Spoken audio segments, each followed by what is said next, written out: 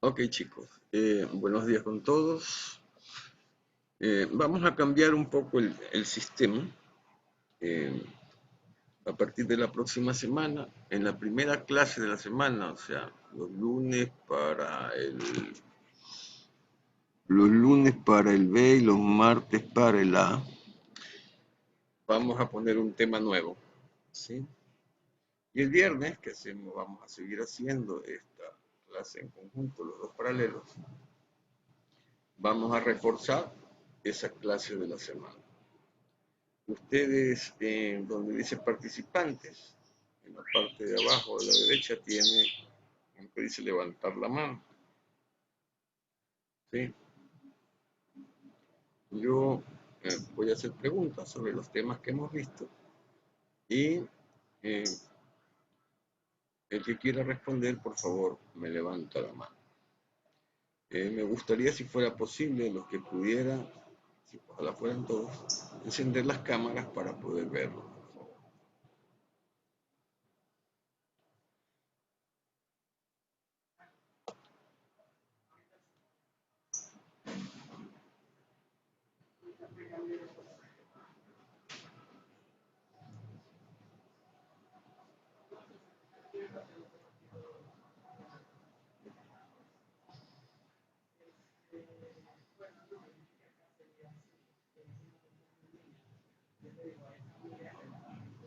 Bien.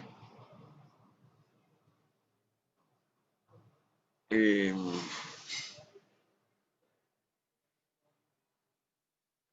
¿Cuáles son las áreas corticales que manejan el lenguaje? El área de Broca y el área de Wernicke.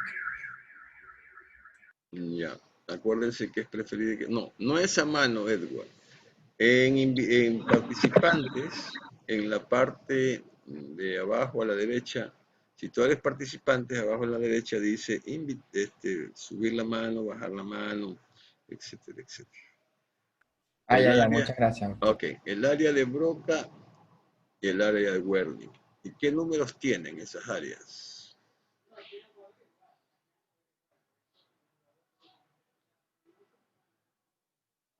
Edward, Yo creo que era 45 y la 23. No me acuerdo muy bien. 44 y 45. 44, 45. Y Ya, la otra es la 23. ya. Parece que el único que he estudiado aquí es Edward. Em,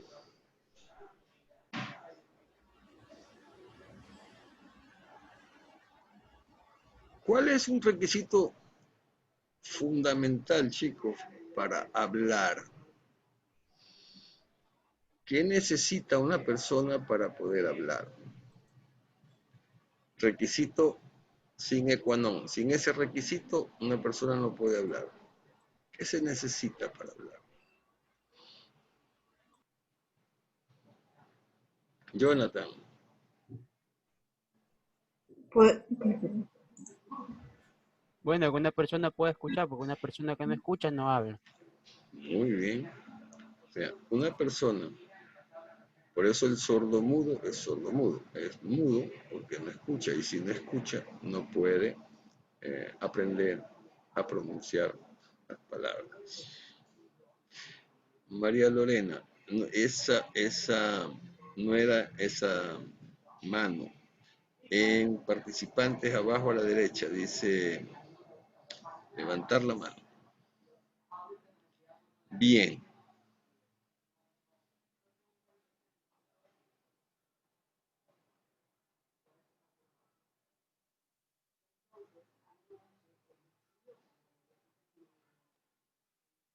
Ok, dijimos que eh, se necesitaba para poder hablar, se necesitaba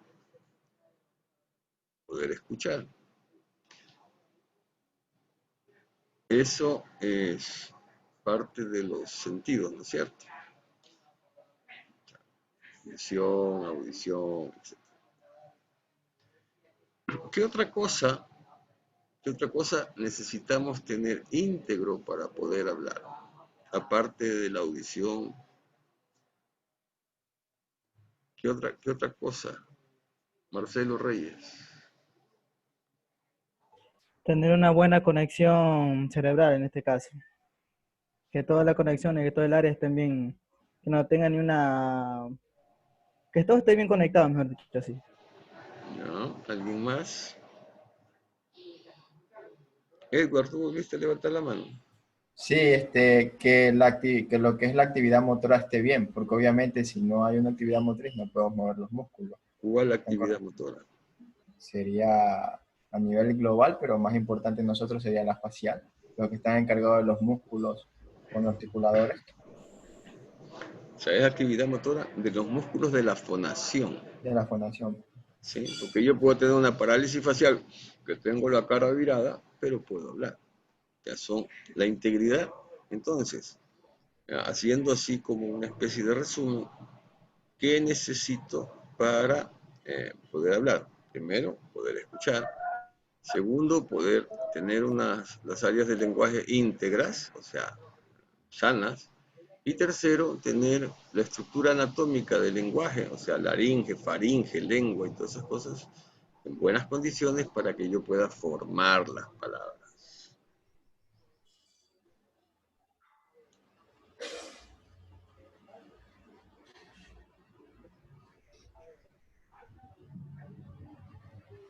Ok.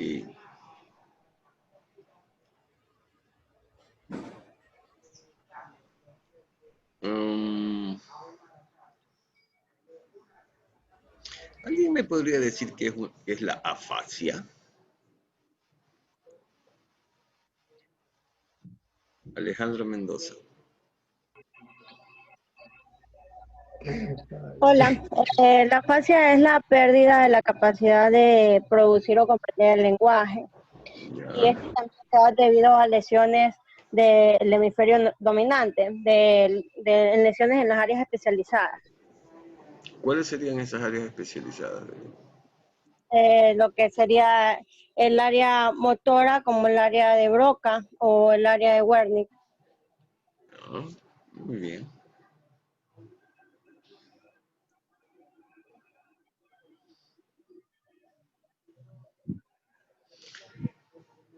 ¿Qué es una afasia anómica?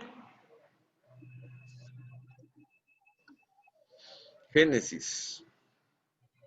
Buenas tardes, doctor. La Hola. afasia anómica es la incapacidad que tiene la persona o el paciente para poder nombrar las cosas o para dar un nombre, ya sea un objeto o cualquier cosa. Ya, muy bien.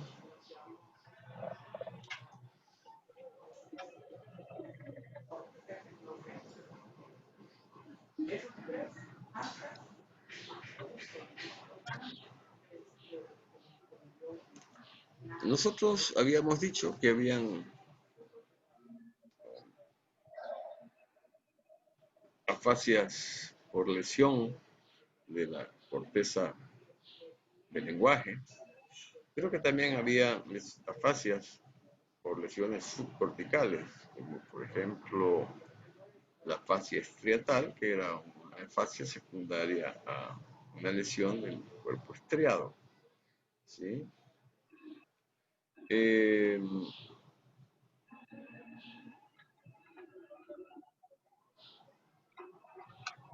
Y decíamos que en esas afasias estriatales, por ejemplo, era muy frecuente que el paciente tuviera anomia y que pudieran haber parafasias. ¿Alguien me puede decir qué son las parafasias? Génesis. Tengo la mano levantada, pero sí me acuerdo que es Ay, la parafasia. Karen Chávez, entonces Karen Bueno, Chávez. ya. Hable tú de eso. La parafasia, digamos que busca el nombre busca el nombre del objeto, pero con otros términos. Ejemplo, como usted lo decía, que cuando una persona dice eso que es para comer, eso sirve para comer, o sea, que es una cuchara, le busca el nombre así, el significado. Ok, muy bien. Eh, Entre las afasias subcorticales estaba la afasia talámica, ¿sí? Eh, aparte de la afasia del lenguaje y las afasias talámicas, ¿qué otro tipo de afasias podríamos encontrar?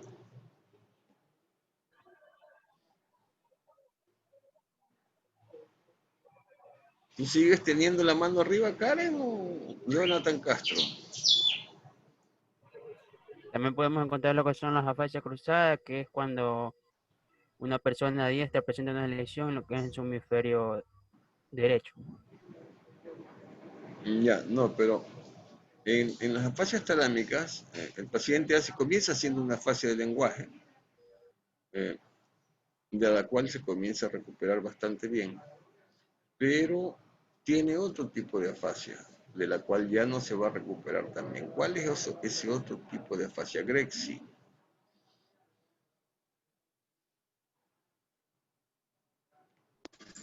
Buenos días. Buenas tardes, doctor. Puede ser tal vez la alexia, que es la incapacidad para leer. También dijo usted que tenían otro nombre, pero eran afasia mismo. Bueno, en realidad estos pacientes sí van a tener afasia del lenguaje, de la cual van a recuperar algo, y afasia, Greg, si tienes un ruido en tu teléfono, apaga el micrófono. Y afasia para la lectura y afasia para la escritura. ¿Sí? Estos pacientes se van a olvidar de leer y de escribir. Ya que por ahí alguien habló de las afasias cruzadas. ¿Qué sería esa afasia cruzada?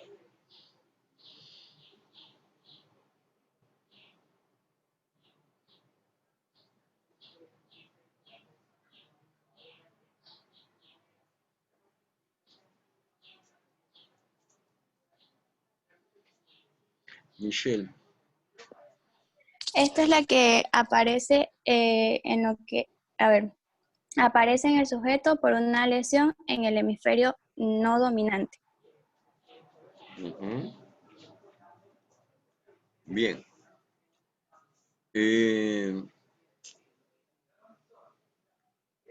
¿Se recuerdan ustedes en qué porcentaje el lenguaje se maneja en los diestros en el hemisferio dominante? Josep Cornejo. Tu micrófono está apagado, Josep. En el no dominante en el 4% y en el dominante el 96%. Ya. Bien. De los zurdos, a ver, háganme un favor, José, Michelle y Gracie, bájenme la mano, por favor, las tienen arriba. A Gracie le falta. Ok, gracias. En los zurdos, ¿sí? En donde, en teoría, o sea, no en teoría, el hemisferio dominante es el hemisferio derecho, ¿sí?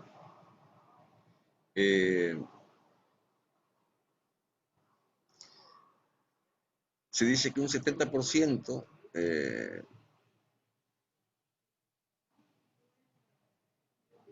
en un 70% de los zurdos, en realidad el lenguaje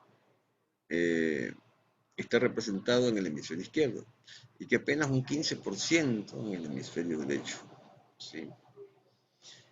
Y que otro 15%, o sea, 70% hemisferio izquierdo, 15% hemisferio derecho, y un 15% tiene una representación bilateral.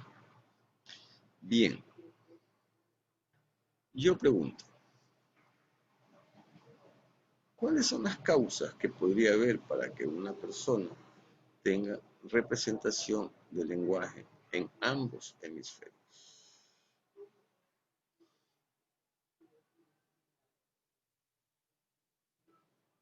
Edward. Una que dijo usted es que, por ejemplo, si yo nazco diestro en este caso, yo lo más probable es que fui diestro, pero desde pequeño se me enseñó a utilizar el zurdo. Sí, en mi opinión, esa es una de las principales causas eh, por las cuales muchas personas desarrollan eh, eh, esta dominancia en ambos hemisferios, y es porque generalmente nosotros por costumbre estamos acostumbrados, repitiendo la palabra, a que todos seamos diestros. Pues. Entonces, cuando eh, tenemos un hijo, le enseñamos a coger la cuchara con la mano derecha, cuando le vamos a comenzar a enseñar a escribir, le ponemos el lápiz en la mano derecha, ¿sí? Entonces, a veces ignorando que nuestros hijos son zurdos, ¿sí? Le comenzamos lo comenzamos a educar como diestros. Y yo estoy convencido de que la gran mayoría de ese 15% que tiene dominancia bilateral forman parte de estos niños a los cuales, por desconocimiento, que podría ser antes no, pero ahora en la actualidad sí, yo pienso que no nos damos cuenta que nuestro hijo es zurdo, pero siempre lo comenzamos a educar como diestros. Bien. ¿Alguien tiene alguna pregunta, alguna inquietud, alguna duda? Algo que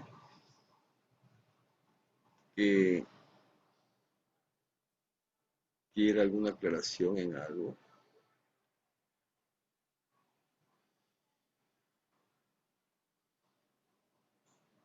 Ok.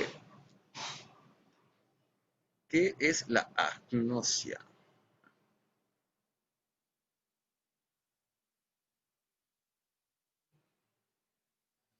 María Lorena Chávez Mero. Ya, la agnosia es la incapacidad para reconocer objetos mediante en un sentido. ¿Cuál sentido?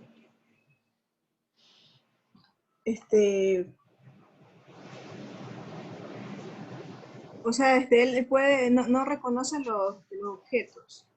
Ya. O sea, ¿Mande? podemos tener agnosia visual o agnosia táctil. Entonces, generalmente, bueno, tenemos agnosia de cualquier tipo, ya hemos visto, o sea, básicamente agnosia visual y agnosia táctil. Entonces, una persona a lo mejor no puede reconocer un objeto con la visión, pero sí lo puede reconocer con el tacto. ¿Sí? Muy bien.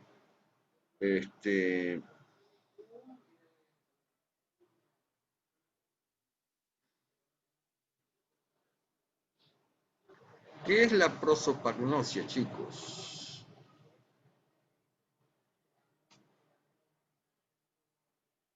Génesis. La prosopagnosia nos dice que esta es un trastorno donde las personas no pueden reconocer lo que es el rostro de otras de la familia o incluso de uno mismo.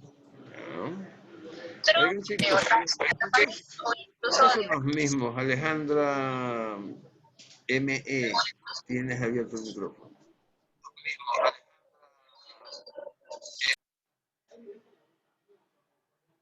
Es que tengo dos Alejandras Mendoza aquí. ¿Existen dos Alejandras Mendoza? ¿O Alejandra tiene doble abierto dos Zoom? No es Alejandra Murillo, doctor. Hola, no, sí, es que tengo dos porque tengo problemas de conexión. Entonces estoy con el celular con datos móviles, pero se me corta, entonces estoy intentando en cualquiera de los dos. Ya, pero no te enojes, pues, Alejandra. Está bien. Ok. ¿En qué estábamos? Estábamos en prosopagnosia. Ya.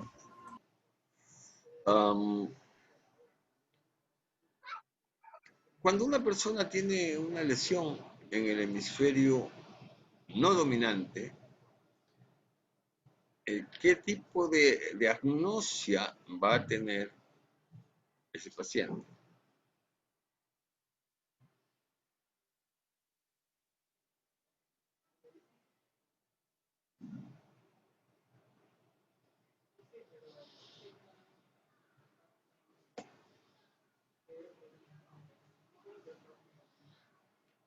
Edward.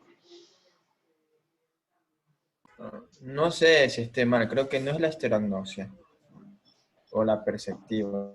No me acuerdo. Estereognosia o Un poco de- hemianosognosia. El paciente va a desconocer el lado enfermo. Por ejemplo, si lo que hizo fue una enfermedad cerebrovascular, de la cual creo que comenzamos ya a hablar la próxima semana, el paciente lo que va a tener es un desconocimiento de su parte enferma. Oigan, ¿y los otros por qué no participan, chicos?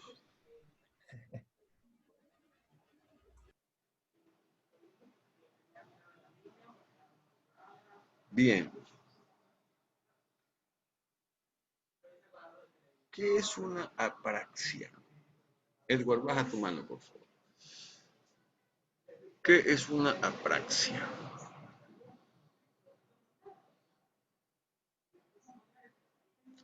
Vamos a darle el chance a... Uy, ya se me fue.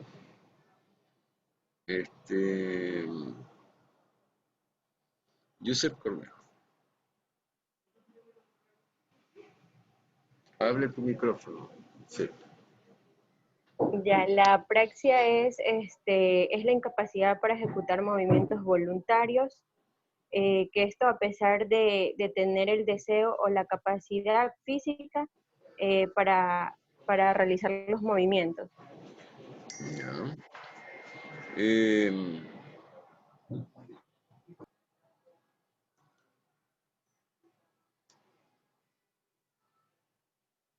Yo tengo un paciente, ¿sabe? Un paciente parapléjico. ¿Saben lo que es un paciente parapléjico? ¿Sí? Yo tengo un paciente parapléjico. Y ese paciente lógicamente no camina. Yo puedo decir que tiene una apraxia de la marcha.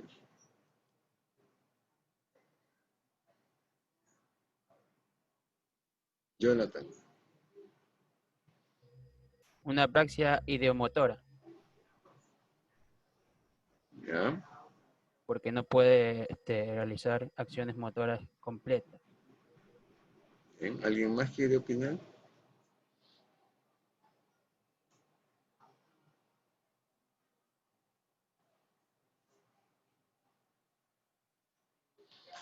María Lorena Chávez.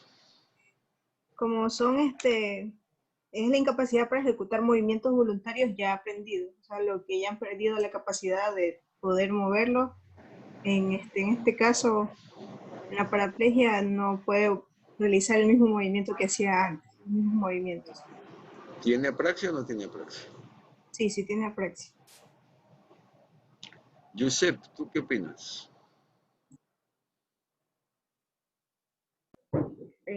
Yo opino que también porque solo puede mover una parte de su cuerpo. ¿Alguien más No tiene puede hacer movimientos alguna... completos. ¿Alguien más tiene alguna opinión? Marcelo Reyes. Enciende tu micrófono. Yo creo que sería por la marcha. ¿Por qué? Porque si nos damos cuenta, lo que nos indica la marcha es que este va a tener dificultad al momento de caminar. Es decir, que no camina. Ya. Entonces, Marcelo, ¿tiene apraxia o no tiene apraxia el paciente? Sí tiene. Ok. Edward. Yo creo que no, porque la parafraxia es la dificultad para realizar ciertos movimientos. Entonces, no está tan cerca del contexto de la paraplegia. Entonces, yo pienso que no. En mi punto de vista, eso. ¿Alguien más quiere opinar? Nos va a quedar como experiencia para ¿Nadie mejorar más las quiere cosas. opinar? Para mejorar las cosas. Yo opino.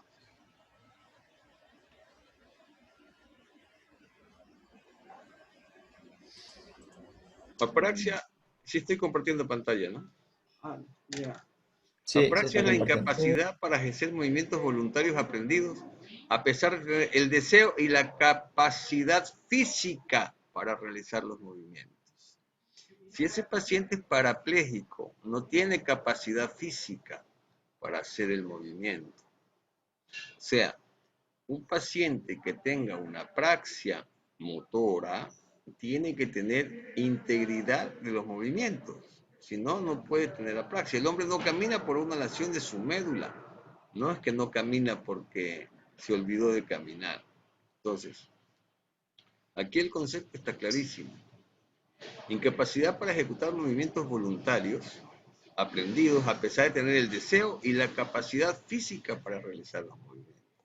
En este caso, el paciente no tiene la capacidad física, entonces no podría ser una apraxia. Un paciente que es parapléjico por una causa anatómica, ¿sí? Que sería en este caso una lesión de la médula espinal. ¿Estamos claros? Bien.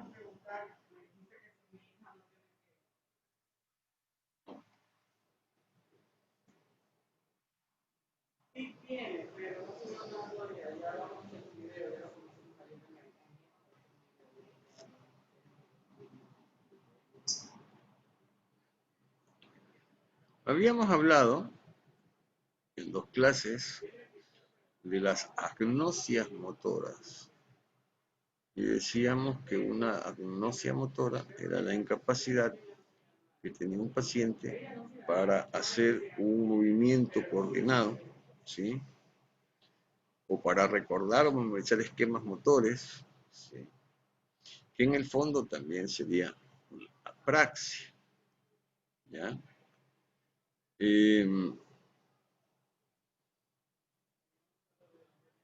Quiero que uno de ustedes me dé un ejemplo de una apraxia motora.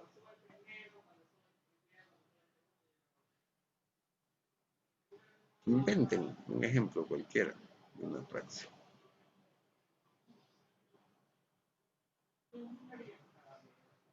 Edward. A ver, no un invento mío, pero sí el otro día usted explicó, por ejemplo, si estamos hablando de apraxia, obviamente si todas son afasias, estamos hablando que hemos tenido la capacidad, pero en este caso en la parafasia obviamente ya no nos acordamos. Bueno, no sé cómo explicarlo, el punto es que es como que si alguien con parafasia va a tener dificultades porque puede acordarse de cómo abrir la puerta del carro, pero no qué es lo que debe seguir haciendo para conducir el auto. Ya, no se llama por si acaso parafasia, sino apraxia. Perdón, es que estoy confundido, estoy tonto que soy. ¿Alguien tiene preguntas, dudas, inquietudes, algo que no haya entendido bien, que quiere que se lo aclaremos? ¿Nadie?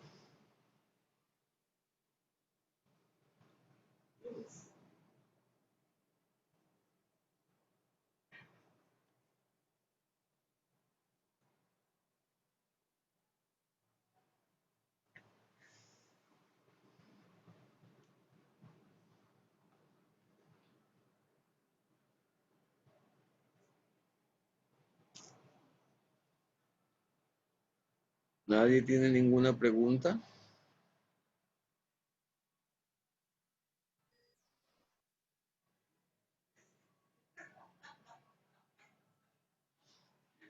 Ok. Entonces, nos vemos la próxima semana. Si la memoria no me falla, comenzaremos con enfermedad cerebrovascular. Vamos a aprender qué es la enfermedad cerebrovascular, chicos. He tenido 4 o 5 que los tengo ya anotados, que son los que participan. El resto no ha participado para nada, ¿sí? Deberían ustedes ser 38, hay 28. Ya voy a ver cómo es el asunto. Entonces, con un grupo nos vemos el lunes y con el otro grupo nos vemos el martes. Que tengan un buen fin de semana, diviértanse. Ya, doctor, Que les muchas vaya gracias. Gracias, doctor. Muchas gracias.